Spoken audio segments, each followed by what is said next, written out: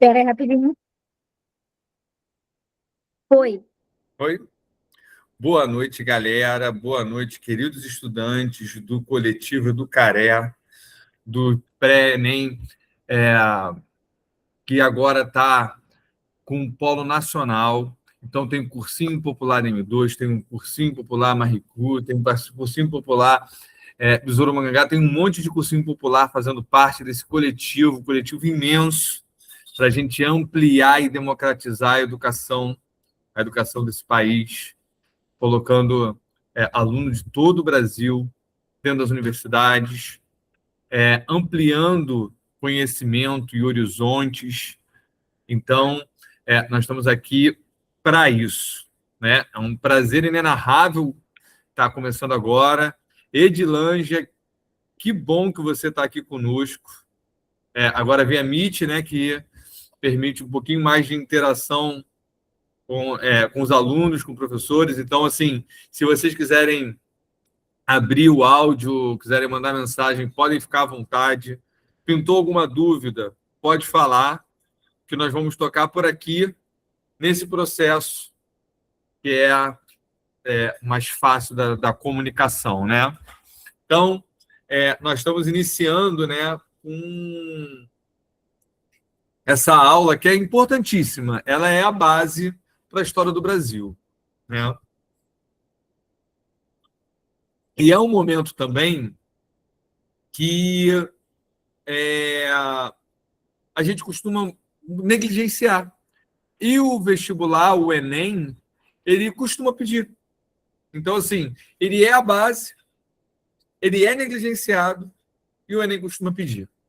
Então, é um excelente conteúdo para a gente trabalhar e é um conteúdo que a gente também precisa, de certa forma, nos livrarmos de um monte de conhecimento que vem através do ensino errado mesmo. Às vezes a gente ensina errado as nossas crianças sobre o início da nossa história, né? No início da nossa história, o início da nossa história europeia, pela parte dos europeus, que vem do senso comum, daquela coisa que a gente fala e reproduz, e acaba que a gente acaba conceituando de maneira errônea questões que são fundamentais, né, para o nosso conhecimento, para a nossa identidade, para a nossa formação enquanto nação. Então, como esse conteúdo é um conteúdo que tem muito a ver com a questão da formação da nossa identidade, da nossa formação enquanto, né, nação, cidadão e com o nosso passado, isso é algo bem pedido para o Enem. E, na verdade, todos os vestibulares que vierem por aí, muitos concursos públicos, até mesmo militares, pedem isso. Então, esse é um conteúdo de extrema importância. E eu estou falando do quê? Do primeiro momento dos europeus no Brasil, né? Do início da montagem do sistema colonial e do período anterior que tem a montagem do sistema colonial. Só que para a gente começar a falar disso, na verdade, a gente vai ter que dar uma viajada, né? A gente vai ter que dar uma voltada lá, né? No processo de expansão marítima. Então, olha aí, olha a síntese que a gente vai ter desse processo, né? O processo de expansão marítima, porque a gente não fala nesse evento sem falar dessa expansão. O período pré-colonial, então a gente já tem aqui uma questão que é um período pré-colonial. Tudo que é pré é o quê?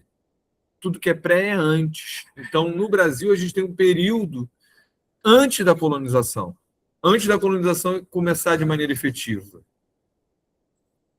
A gente tem ameaças e a decisão de colonizar, ou seja, alguma coisa vai acontecer que vai se iniciar essa colonização, e a gente tem a expedição que começa a montagem, né, colonial, começa a montar a colonização, e a gente tem as primeiras medidas de ocupação e controle do território, né, do Brasil.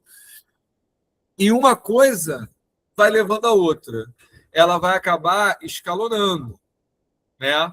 Então, você vai ter um processo de escalonamento dessa questão. Então, vamos lá. Vamos para o nosso iniciozinho. Né? O nosso iniciozinho. E qual é o nosso início? O nosso início é um processo chamado de expansão marítima. O que foi a expansão marítima? Coloca aí no chat, vocês. Se você conhece ou não, se você conhece, coloca sim. Se você não conhece, coloca não. Esse processo, expansão marítima. Se você nunca ouviu falar ou já ouviu falar, mas não tem a mínima ideia do que é, coloca não. Que eu vou saber que você não sabe. Tá? Joga aí no chat. Deixa eu ver se eu estou conseguindo ver o chat. Já ouvi falar, mas não sei, não lembro o que é. Ah, beleza. Beleza. Então vamos do iniciozinho. O que acontece, galera? A gente está voltando lá para o século XV. E quando eu falo em século XV, eu estou falando dos anos de 1400. Os 1400 alguma coisa. Na verdade, vai de 1401 a 1500, século XV. E o que aconteceu nesse século XV?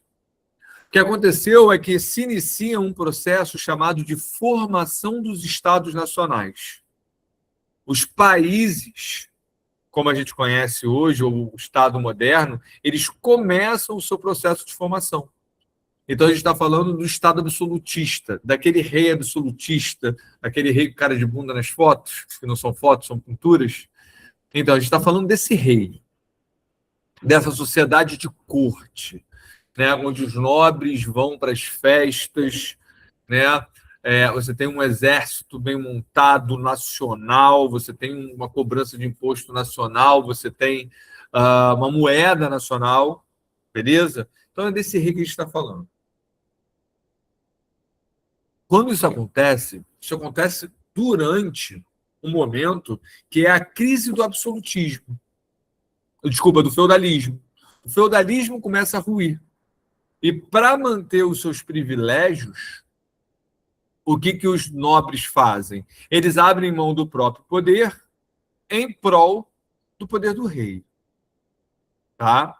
Essa é a formação dos estados. Então, os estados estão se formando ali, bonitinho. Com isso, você tem também a ação da burguesia. Né? A burguesia que surge ali no meio do feudalismo, ela começa a desestruturar, a vivência burguesa começa a desestruturar. A gente tem uma grande pergunta no final do feudalismo e que vai marcar o período moderno, que é onde a gente está entrando. A gente está entrando na história moderna, que é o período de transição do feudalismo para o capitalismo. Isso é a história moderna. Começa nas grandes navegações, formação dos estados nacionais. Alguns falam que é crise do século XIV, reforma protestante, renascimento cultural. Começa ali e vai até a Revolução Francesa, período napoleônico. Tá? Ou seja, até ali, final do século XVIII, início do século XIX, alguns estendem isso para o meio do século XIX. Então, a gente está entrando nesse período, nessa transição do período feudal para o período capitalista, que é o nosso. E aí, o que acontece? Esses caras, eles voltam com duas coisas que tinham meio que acabado na Europa. E é só na Europa que a gente está falando.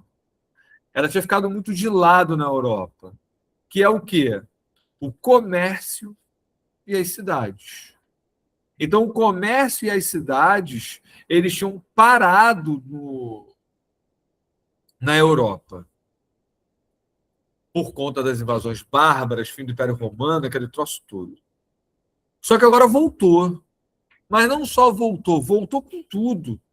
E está desestabilizando o feudalismo. Tá? Beleza.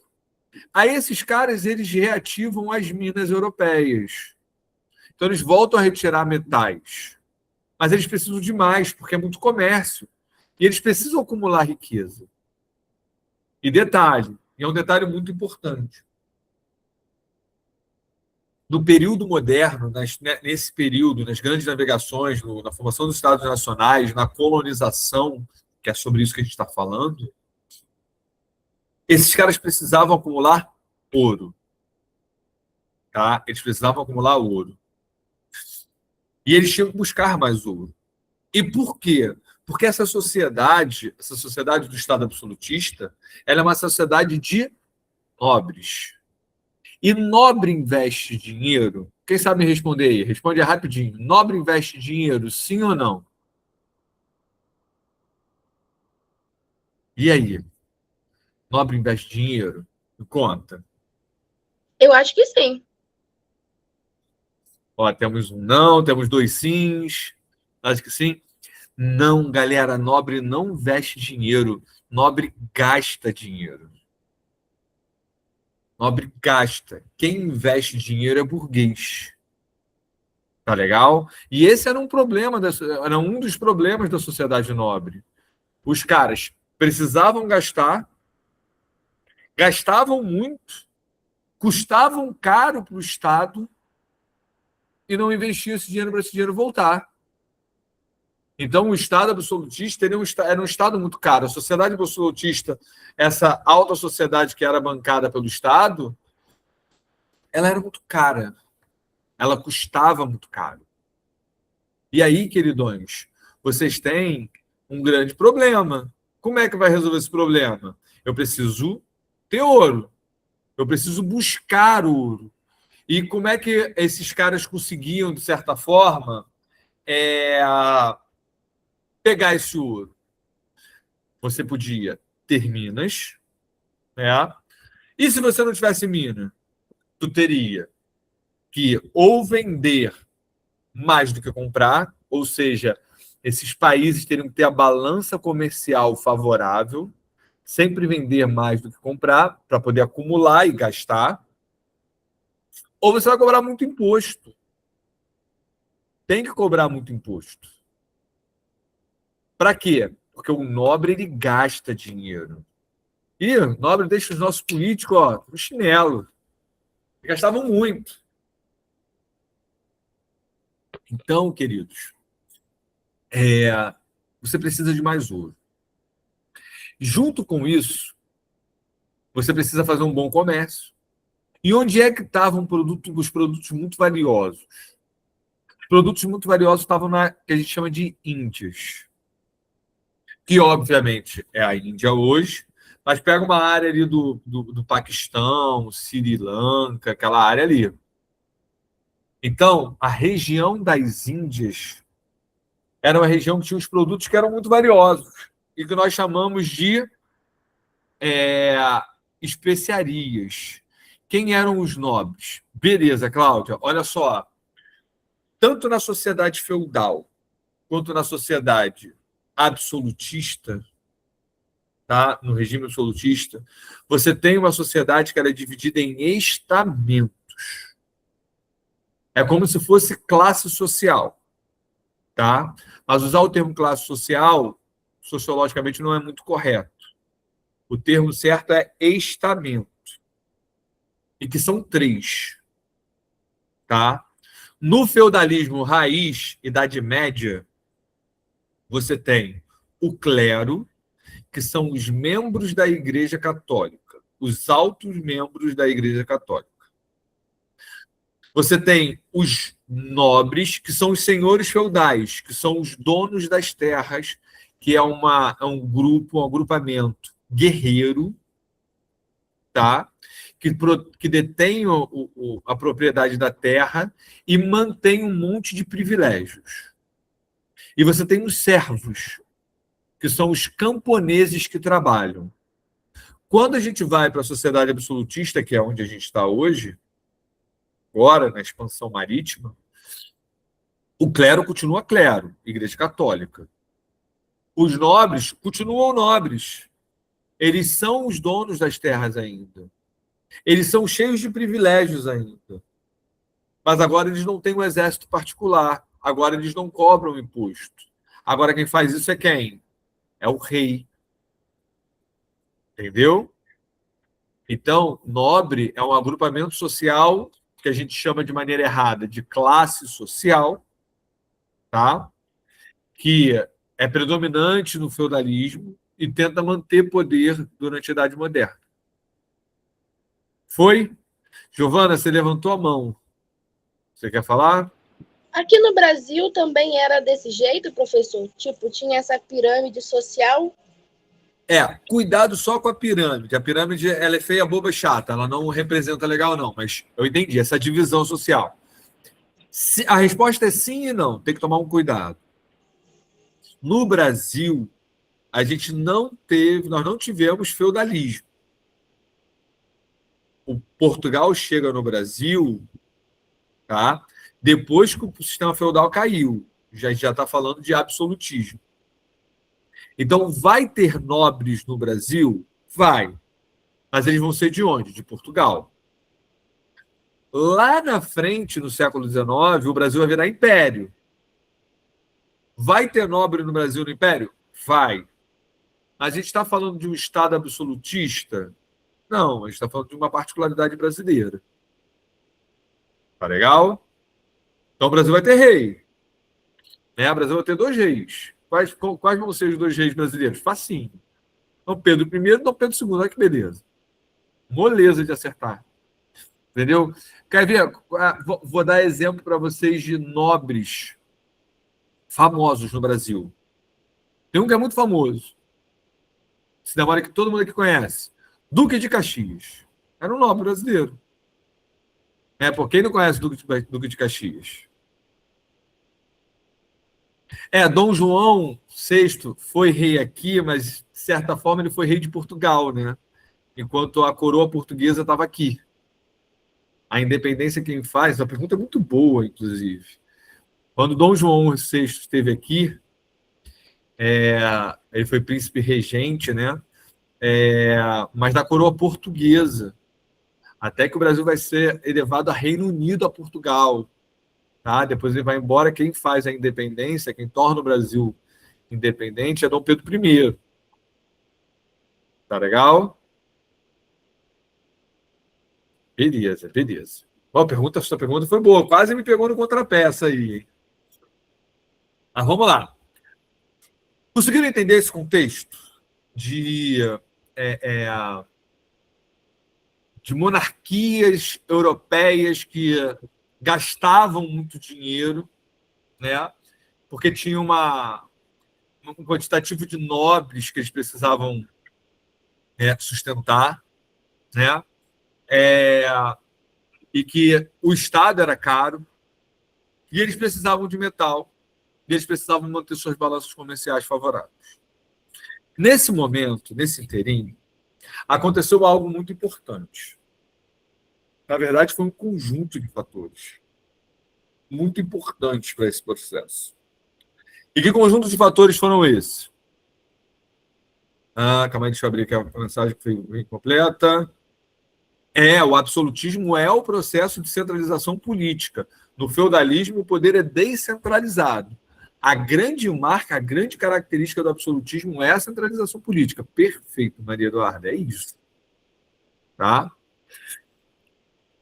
Nesse processo, tá? Nesse estado absolutista, algumas coisas vão acontecer e uma delas primeiro, esses caras tinham medo da porra do mar. Por quê? Porque eles desconheciam. Eu estou falando do europeu. A gente tem que tomar muito cuidado, porque, por exemplo, os fenícios, antes de Cristo, chegaram na Europa, vindo lá do Líbano. Tá? Estou falando do europeu, do homem europeu. Os caras tinham medo da porra do mar. E a sociedade é isso aí, Nath. Tem um monte de história maneira. A sociedade ela era teocêntrica. Ou seja, tudo para os caras era Deus. E eles acreditavam em monstros marinhos que abraçam o mar, os navios, levam eles para baixo no mar, né? O polvo gigante, a lula gigante, que destrói tudo. Tá? Kraken é Grécia Antiga, tá? Mas é nesse estilo aí, beleza? E aí, queridões, eles ainda acreditavam que a Terra era plana. Por quê? Porque a Europa ela vai ficar muito tempo sem investir pensamento científico, sem investir em pensamento mais racional, porque ficou teocêntrica, ficou controlado pela igreja. E aí, queridões, tu chega na praia, tu olha para frente, tu vê o mar, cara, parece que é reto. E aí tu olha para aquilo e fala, pô, a Terra é plana, obviamente é plana. Quando eu ando para frente. É engraçado, mas faz parte. Quando você não conhece, você inventar, né? O que a gente não inventa, por exemplo, no universo? A gente inventa um monte de coisa. Quem vê Star Wars, pô, vê um monte de maluquice. E aí, queridões, você olha para frente e fala, cara, reto. Eu ando reto. Então, tem como ter muita noção de que a Terra é redonda? Não. Lógico que uma matemática quase básica tu consegue matar essa charada aí. Mas os caras não conseguiam, não. E aí, galera, o que vai acontecer? Alguns caras vão começar a contestar isso. Não, tem alguma coisa esquisita aí. E se a Terra é redonda, eu consigo dar a volta nela. E se eu consigo dar a volta nela, eu consigo chegar lá naquele lugar que é maneiro, que tem muita coisa que eu quero. Que são as especiarias. Já vamos falar nelas. E aí esses caras vão enfrentar um oceano imenso, um oceano cheio de desafios reais, ondas gigantes, ventos, tornados, enfim, tempestades e questões imaginárias também. Pô, vou enfrentar o meu medo, né? Para ir atrás dessas especiarias, tá? Também, doenças também. Lógico, vai para o mar, tu não vai se alimentar direito, tu vai ficar lá subnutrida, o bagulho é louco. Além desse processo, tá? Esses caras tiveram contato com os árabes. Eles tinham muito contato com os árabes. E os árabes, eles investiam muito em universidades, em ciência, filosofia. Então, os árabes, eles produziam muitas coisas. E a partir do contato deles com os árabes, eles puderam ter acesso a novos instrumentos. Tem, Nath, tem. A região de Al-Andalus, hoje a gente chama de Andaluzia. É tudo muito com cara de árabe, parece que chegou uma parte da Arábia ali. Muitos instrumentos. E que instrumento é esse? Estou falando de bússola, astrolábio, caravela. Caravela é um barco rápido que tu pode ir para o meio do oceano. Tu tem que ser muito doido, mas tu pode ir. A bússola é um instrumento que todos vocês conhecem, que sempre aponta o norte. Não importa quando está chovendo, está sol, está apontando para o norte. Só tem uma parte da Terra que, se tu for, a parada acho que não funciona. Tá? O astrolábio ele tem um problema que você precisa se guiar pelas estrelas, se estiver nublado, dá ruim. Mas tu tem os dois, o astrolábio e a bússola, pô, tu consegue se guiar no meio do oceano. Olha que maneiro. E aí, cara, esses caras vão para essa aventura. E lógico e óbvio que eles não vão começar a pegar e dar a volta ao mundo, não. Eles vão fazer um processo que ele é lento, gradual. E os primeiros caras que vão iniciar esse processo vão ser os portugueses. E por que os portugueses? Porque o Estado português, o absolutismo português, foi o primeiro a se formar.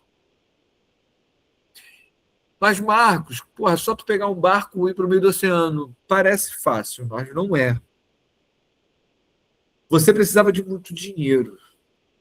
O processo de expansão marítima era muito caro. Então, se você precisa de muito dinheiro, você precisa de alguém que faça dinheiro. Quem faz dinheiro é a burguesia. Mas só a burguesia não tinha como. Ela precisava do apoio do Estado. Então, como o Estado português foi o primeiro a se formar e a burguesia portuguesa teve ali um desenvolvimento, essa conjuntura vai fazer com que Portugal seja o primeiro a se lançar ao mar. Outros fatores colaboram, né? O contato com os árabes, eles estavam em contato direto com os árabes. O processo de formação de Portugal, ele é feito no momento que os árabes começam a expulsar, desculpa, os portugueses começam a expulsar os árabes do seu território. É a guerra de reconquista do território cristão. Tanto portugueses quanto os espanhóis estão nesse processo de expulsar os árabes lá da Península Ibérica.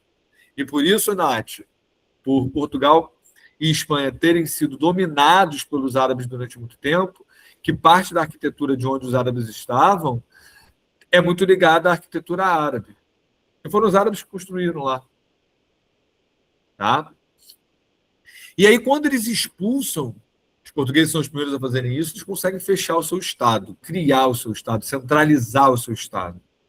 E esse Estado absolutista português, ele vai, né, ele vai apoiar o negócio da burguesia, que vai ser essa maluquice chamada grandes navegações.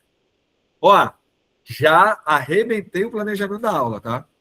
A gente não vai conseguir chegar até o final no governo geral, não. Esquece que a gente já voltou atrás. A gente já está falando de. A gente está nesse primeiro tópico aí, esse primeiro tópico a gente está destrinchando ele, né? Portugal e o Atlântico no século XV. Como eles vão iniciar o processo, eles vão devagar. Então, eles vão tentar dar a volta ao mundo? Óbvio que não. Naquele momento, eles nem acreditam muito que a Terra é redonda. Tem pouca gente que com vontade de experimentar esse processo. Mas tem uma coisa que eles sabem onde está a África. E eles imaginam que se eles contornarem a África, eles chegam às Índias. Então, o que eles vão fazer? Eles vão fazer o contorno da África. É o chamado périplo africano. Eles vão dar a volta na África para chegar nas Índias. Agora, galera, eu vou mostrar uma parada aqui para vocês. Deixa eu tirar meu compartilhamento aqui. Eu vou mostrar um negócio aqui para vocês terem uma noção. Mas antes eu vou fazer uma pergunta. Vou deixar vocês com uma pergunta aqui e já retorno. Os caras estão indo atrás das especiarias. Tá? O que são especiarias? São temperos, pimentas, coisas do tipo. Os caras vão dar a volta na África, vão chegar na Índia para comprar essas especiarias. A minha pergunta é, por que diabos as especiarias eram tão importantes e tão valiosas? Eu vou dar 30 segundos para vocês responderem. E eu já volto aqui rapidinho. Eu vou pegar mais água ali.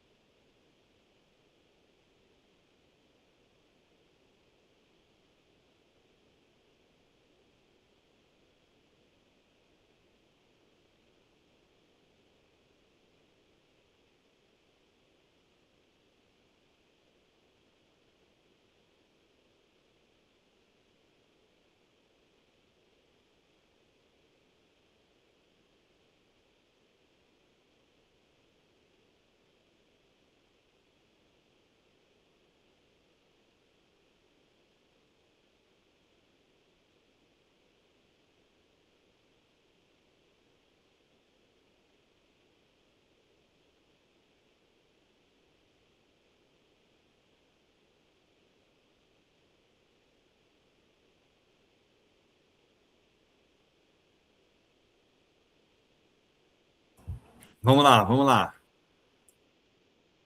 E aí? Porque a Europa... Vamos lá, deixa eu ver aqui as respostas. Porque não eram produzidas na Europa? Sim, não eram produzidas na Europa. Mas, Maria Eduarda, olha só. Ao longo do processo, eles vão dar a volta na África. E eles vão encontrar especiarias na África. Por que eles não pararam ali, já que tem ali, resolveu o problema, e eles continuaram para as Índias? Né? Então, o fato da escassez é importante, sempre importante na questão de estabelecer um valor, isso é fato, tá? Mas tem algo mais. Para a criação de produtos para vender, como assim, Giovana? Você cria o quê? Por causa do que tinha... Tá. Carolina está certo, o clima da Europa era ruim, era péssimo. Então, para produzir elas lá não ia dar muito certo. Mas tem alguma coisa. Olha só, galera. Imagina que tu vai dar a volta ao mundo num barco. Vai levar meses para voltar e comer tompeiro. Ah, tompeiro, ou botar porque na carne vai ficar uma delícia. Obviamente que não é só para dar sabor na carne e obviamente não é só por conta... Oi? Eu acho que... Peraí, é porque tá com eco. Tá com eco, galera? Não, tá com eco. O meu áudio tá com eco. Pode falar, que eu vou fechar o meu para você falar. Eu acho que as especiarias eram buscadas nas outras terras, porque onde eles estavam, né, o lugar onde eles pertenciam, não produzia a mesma coisa que as nossas terras ou as terras dos outros que eles exploraram e pegaram, não produziam aquilo que eles queriam a mais. Eles queriam mais para poder produzir e fazer novas, vamos dizer assim, tecnologias, entendeu?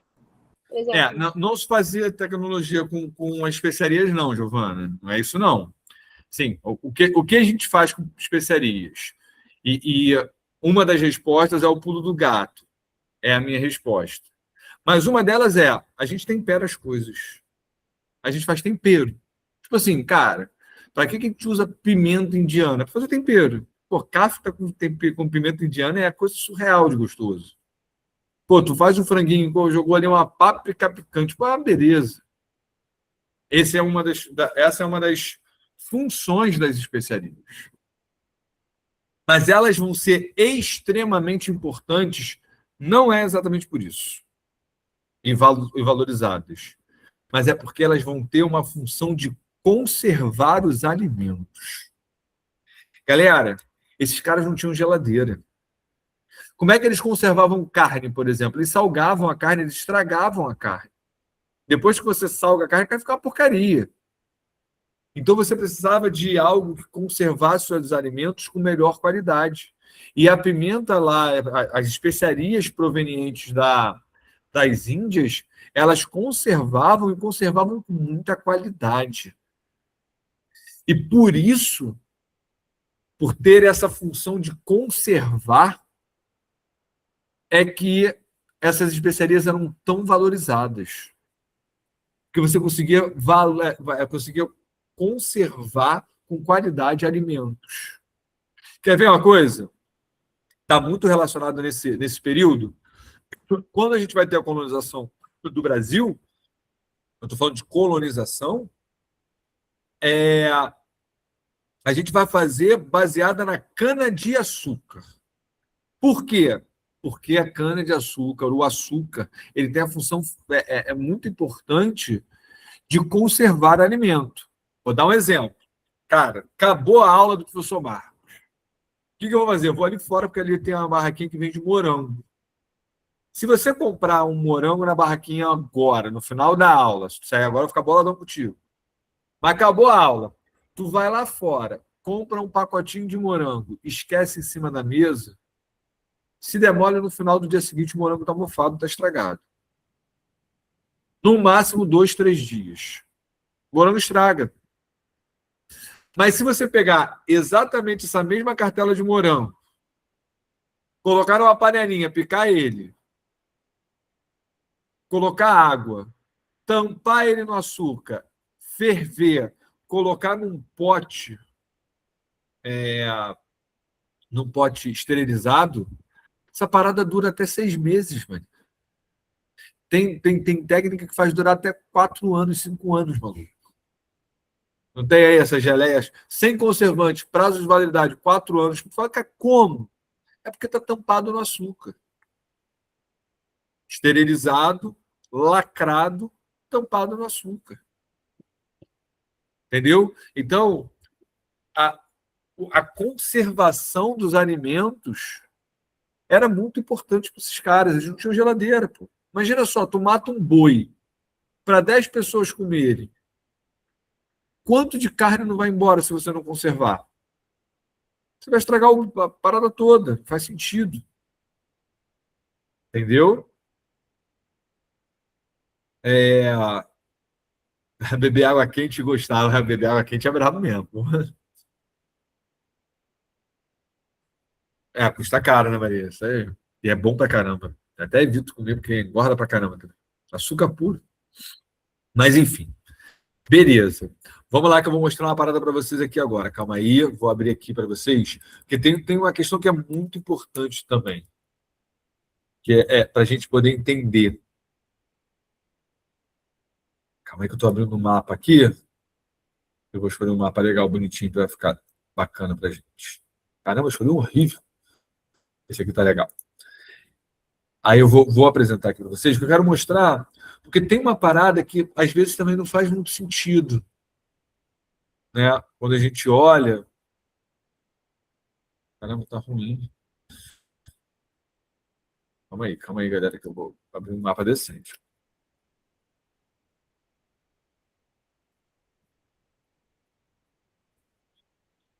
Isso aqui acho que está legal. Isso aqui, vamos lá, abrir meu guia. Deixa eu apresentar aqui para vocês.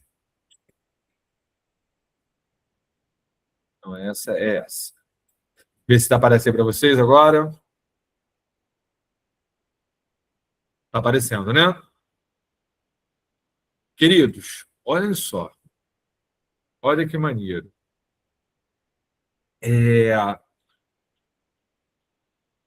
Os, os portugueses, eles saíram daqui, ó. Portugal está aqui. Deu para ver? Aparecendo para vocês aí a marcação? A canetinha? Tá muito pequeno. Está muito pequeno. Não, Coloque. o mapa pra mim tá pequeno, as letras estão miudinhas. Coloque em tela cheia. Mas assim, não se preocupa não, que eu vou explicar para vocês. Está vendo a bolinha aí? Portugal. Coloquei onde está Portugal. Tá? Deixa eu apagar aqui o. Apaguei. Portugal, ela é essa bolinha aqui, ó, na pontinha aqui da Península Ibérica, do lado da Espanha. Tá ok? Os caras, eles pegaram, galera, eles saíram daqui e eles fizeram o périplo africano. Eles foram, ó, avançando ao longo do litoral da África, tá? Cruzaram isso aqui, que é o chamado Cabo das Tormentas, depois Cabo da Boa Esperança. Atravessaram aqui e chegaram nas Índias. Beleza? Que é essa região aqui, ó. Foi? Então, ó, os caras deram uma volta, pô, a caneta não tá ficando, eu queria que ele ficasse. Eles deram uma volta. Eita, agora ficou horrível, deixa eu apagar. Apagar. Eles deram uma volta na África. Eles deram uma volta na África, saíram daqui, deram uma volta na África, chegaram nas Índias e voltaram com até 8.000% de lucro. Olha que parada bizarra. Mas se você olhar com calma, e você é aluno nerd do Careto olha com calma, você vai perceber que se o Portugal tivesse passado por aqui, ó, pelo mar Mediterrâneo, e chegado aqui onde tem Constantinopla, ele teria acesso também aos produtos que vêm daqui e passava por aqui. Olha como seria muito mais rápido e melhor do que dar a volta na África. Não seria muito mais? Por que eles não fizeram isso? Porque esse caminho que eu acabei de apagar, ele estava fechado. Os europeus não podiam entrar ali em Constantinopla. Então, o mar Mediterrâneo aqui não era uma opção para comprar esses produtos. Então, valia a pena dar essa volta. Guardem essa informação. Essa informação é importantíssima para o que vai acabar sendo a nossa próxima aula. Tá? A expansão marítima portuguesa, ela começa com a tomada de Ceuta, no norte do Marrocos, aqui, onde eu marquei agora. Também o mar também o Mediterrâneo também é dominado pelos italianos, tá? Mas lá, Constantinopla não estava nem aberto para esses caras. E vai dar ruim, vai dar ruim. É aí que vai dar ruim. Quando abrir para os italianos é que dá ruim. Começa em 1415. aqui, ó, nesse lugarzinho chamado Ceuta. E ao longo dos anos, até 1498, esses caras vão levar esse tempo todo para poder dar essa volta e fazer esse périplo, esse contorno da África e chegar nas Índias. Então, eles vão levar quase 80 anos para esse processo. Tá? Então, o contorno da África ele é muito demorado. E à medida que eles vão avançando, eles vão colocando fortes ao longo do litoral africano, chamado de feitorias. O que são feitorias? É um forte, é uma casa grande, murada, onde ficavam homens armados esperando para poder abastecer os navios que passavam por ali. Então, por exemplo, ali eles vão conseguir achar ouro, na região da Guiné. Eles vão achar marfim, que é o dente do elefante. Eles vão achar especiarias. E eles vão achar os homens para escravizar, os homens negros para escravizar. Então já começa o processo de escravidão desses caras. Aí vai falar, pô, mas não tem Brasil ainda. Não, mas tem umas ilhas ali que eles vão começar a fazer esse processo. Tá legal? Beleza? E a Espanha? A Espanha, galera, ela sai daqui, da Península Ibérica também, e ela vem para essa... Opa, fui para cima, deixa eu apagar aqui. A Espanha, ela sai da Península Ibérica e ela vem para cá, ó, para algumas ilhas aqui e para o México. Tá? A gente vai contar lá o Império Azteca, mas isso é assunto para outra aula. Isso aqui, ó, esse processo aqui da Espanha, 1492. Esse processo Portugal começa em 1415. Olha a distância. Beleza? Só que, e aí a gente começa a entrar na nossa aula de hoje. Em 1500, a gente tem um danado que sai daqui e chega, tcharam, no nosso Brasil. 1500, Pedro Álvares Cabral coloca seu pezinho aqui. E aqui vem uma questão, galera, que é muito importante.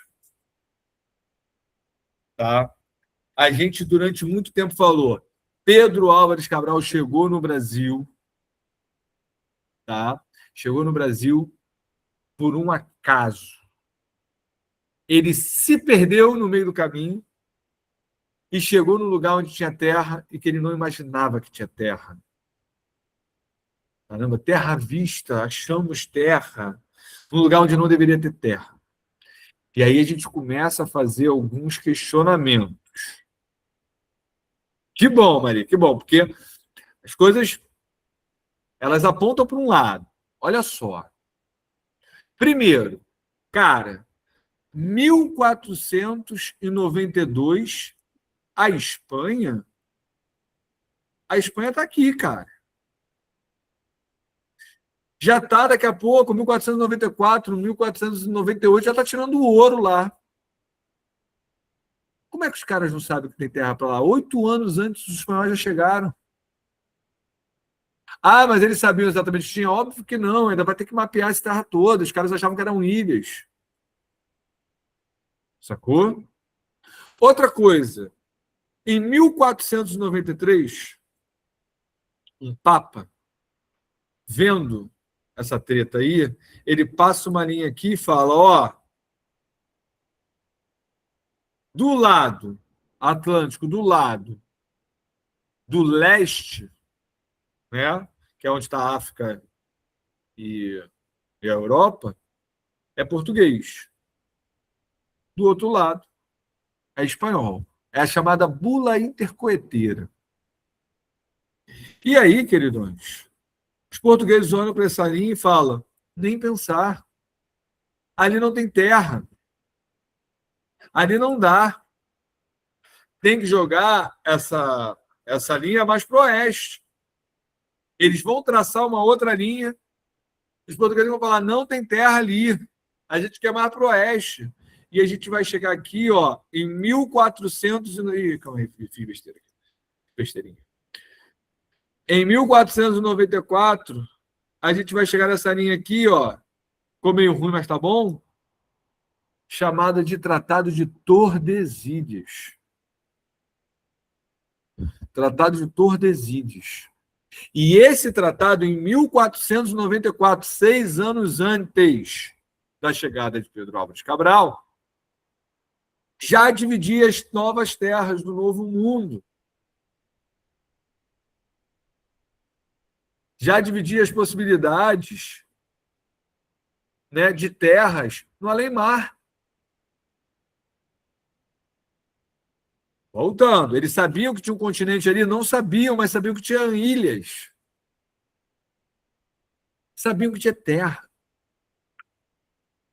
E detalhe, esse processo é feito por Portugal, Espanha e baseado com a Igreja Católica. Está lá também fazendo.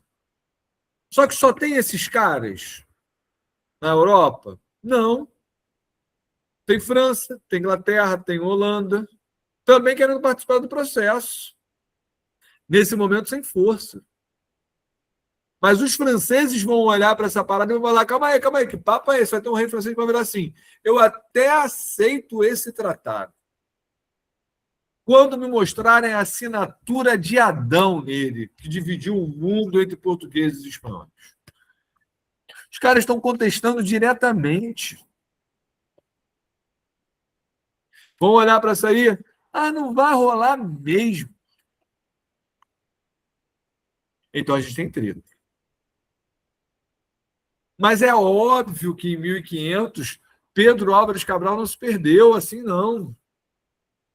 Porque também vamos raciocinar. Exatamente. Olha como é que uma coisa liga a outra, Nath. Tu já foi lá na frente. Já foi na França Antártica, França Equinocial. Já foi lá na frente, nem a matéria de aula da aula de hoje. Mas olha como uma coisa puxa a outra. Agora, olha só. Olha que bizarro. Pô, eu tenho esse tratado, eu tenho essa terra, os caras, por 1500 estão vindo para cá. Mas eles vão se perder. Qual é? Aí é na trouxa, né? Porque, olha só, cara, a esquadra de Cabral, se eu não me engano, tinha mais 14 capitães experientes. Os malandros estavam com bússola e astrolabe. Os caras eram experientes. Os malucos sabiam que eles iam, para onde eles iam, o que eles queriam fazer. Vou desenhar aqui. Deixa eu ver outra cor aqui. De preto. O cara estava vindo, teoricamente, para as Índias. Vindo para cá. Chegamos aqui onde ele se perdeu. Não sei se foi exatamente aí. Mas olha só, cara. O malandro tinha que vir para cá. O cara veio para cá. Porra, não é possível, meu irmão. Tu tá no meio do mar, com 14, sei lá, 15 capitães experientes. Tu tem que ir para lá. Tu tá com a bússola. O maluco chega assim, perdeu. Vamos para onde? Vamos para lá. E vocês começam aí. Porra, maluco, não teve um capitão para parar e falar assim, Cabral, calma aí, mano. Calma aí, parou. Cabral, olha a tua bússola aí, irmão. Porra, você tá indo pra lá. O certo é pra lá. Nós estamos indo pra lá, porra. Tem alguma coisa errada.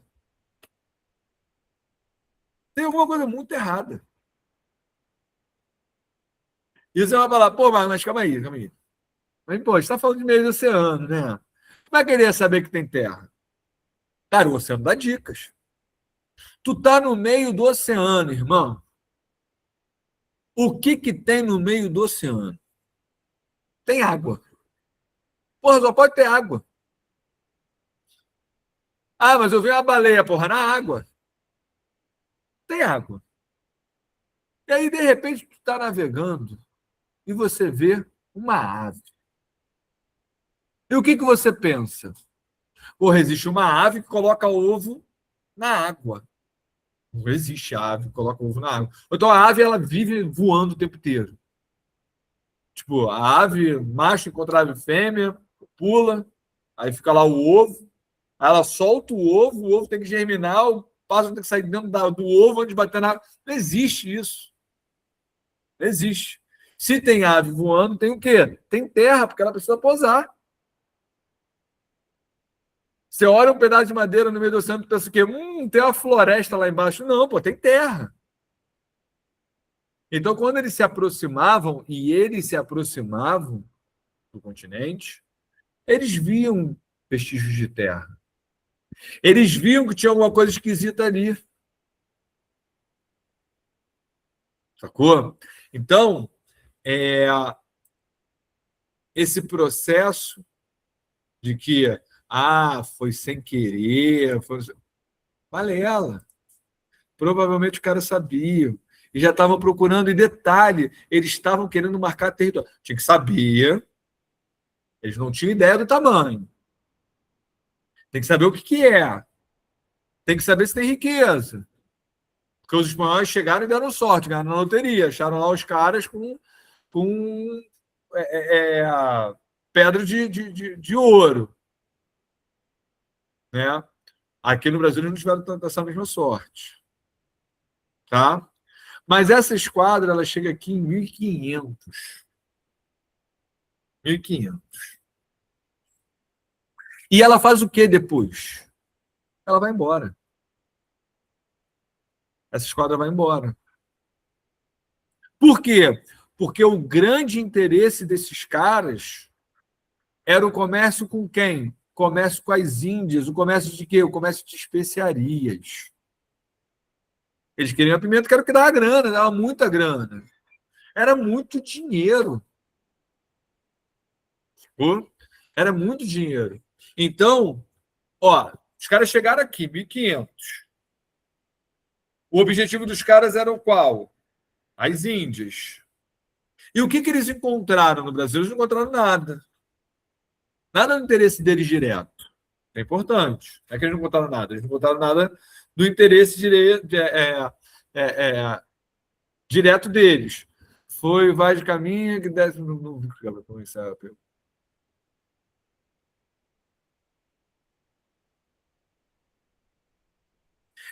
Na verdade, o Caminha foi o cara que escreveu a carta, tá?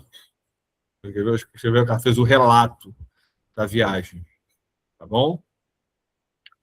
Fantasioso pra caramba, bem maneiro, bem bonito, assim, poético, mas fantasioso pra caramba, mas um documento histórico importantíssimo, tá?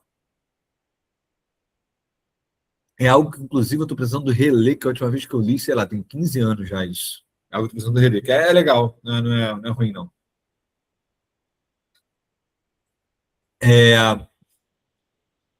Então, os caras chegaram aqui, eles encontram os nativos. Isso é muito importante. Porque eles encontram os nativos e os nativos ainda não são, né, nem um empecilho e nem algo a ser explorado economicamente naquele momento. Diretamente vai acontecer. Mas naquele primeiro momento, estou falando do choque cultural, rola um choque cultural. Né? Pô, tu chega no lugar, os caras estão pelados, ou então tu tá lá peladão no teu lugar, pô, vivendo tua vida tranquilão, de repente chegam os caras vestidos, o choque cultural é forte. Tá? E a questão é que o grande lance é as Índias, a grana com as Índias. Entendeu? E aí, queridões, esse primeiro momento de 1500 a 1530, por conta de não ter encontrado diretamente um produto a explorar, e por ter ainda um comércio muito favorável nas Índias, esse vai ser um momento em que Portugal não vai se interessar muito pelo Brasil. Então, de 1500 a 1530, a gente tem a formação de um período chamado de período pré-colonial. Tá legal? É o período antes da colonização. Beleza? Então, vamos lá. A gente tem o processo de expansão marítima, lá no início da história moderna. Essa expansão marítima, ela vai marcar o processo das colonizações. Ela está inserida nas questões da formação da modernidade, formação dos Estados nacionais, reformas protestantes, renascimento. Está ligado ao passado, contato com os árabes, enfim, né? Colapso do feudalismo, necessidade de metais preciosos. Tá? E ela vai gerar aí os processos de colonização das Américas. Tá ok? E o primeiro momento no Brasil é o momento chamado de período pré-colonial, ou antes da colonização. Tá ok? Queridos, nosso tempo já acabou. Passou muito rápido. Já vai dar 8 horas, faltam 30 segundos, sei lá, para dar 8 horas, já acabou. Tá? Mas eu volto. A gente vai ter mais Não, professor, já acabou? Já acabou de longe. Cara, 1 hora já passou assim voando, cara. Eu nem vi a hora. Ainda bem que eu olhei aqui. Demora mais um pouquinho. Não, vamos mais um pouquinho. O problema é que eu tenho uma reunião às 8 horas, cara. Eu vou atrasar 5 minutinhos da reunião, tá? Mas tá certo. Eu quero até dar uma informação. Ó, nós vamos ter uma aula especial. E olha que aula importante. A aula especial do professor William Campos, do pré-ENEM lá de Maricá. Tá? Ele vai vir dar uma aula para a gente. E aí ele vai dar aula de revoluções inglesas, importantíssimo para o Enem. Então a aula vai ser maravilhosa, né, professor? Com certeza. O William é monstro, né? É o cara. É o cara. Ótimo. Ele vai vir dar uma aulinha para a gente. Deixa eu até confirmar aqui. Qual o dia que vai ser a aula do William Campos? 28, dia 28. Ah, tá torcendo. Para essa data já. Anota aí. A minha próxima aula vai ser período pré-colonial. Esse que eu ia dar hoje, que acabou que a gente fez uma introdução a ele, uma introdução boa. Tá? Pois tá bom, pois obrigada, professor. Nada, eu que agradeço. E Ei, aí, professor, deixa eu tirar uma dúvida. fala. Professor, e a lista de presença? Não foi colocado lá no grupo, não, a lista de presença? Tá no grupo. Tá bom, obrigada, desculpa. Nada, que isso. Galera, não esqueçam de assinar a lista de professor. presença, é fundamental. Tá? A respeito Boa noite. do simulado O simulado. que foi feito, Sim. vai ter alguma opção de algum professor corrigir com a gente ou não? Não vai ter, não. Por fazer a correção do simulado. Ou não? Vai ter a correção do simulado ou não? Não. Não vai ter, não, Edilângela. Vai ter direto, não. Pois Tá? tá certo. Pois obrigado. Beleza. Vocês vão receber os que fizeram, né, o simulado já receberam uma parcial, né? Depois vocês vão receber só isso bonitinho no boletim. Tá legal? Ah, sim. Certo. Helene, pode encerrar a gravação, tá? Tá bom. Queridos, muito obrigado a todos, tá? Pela participação. E vamos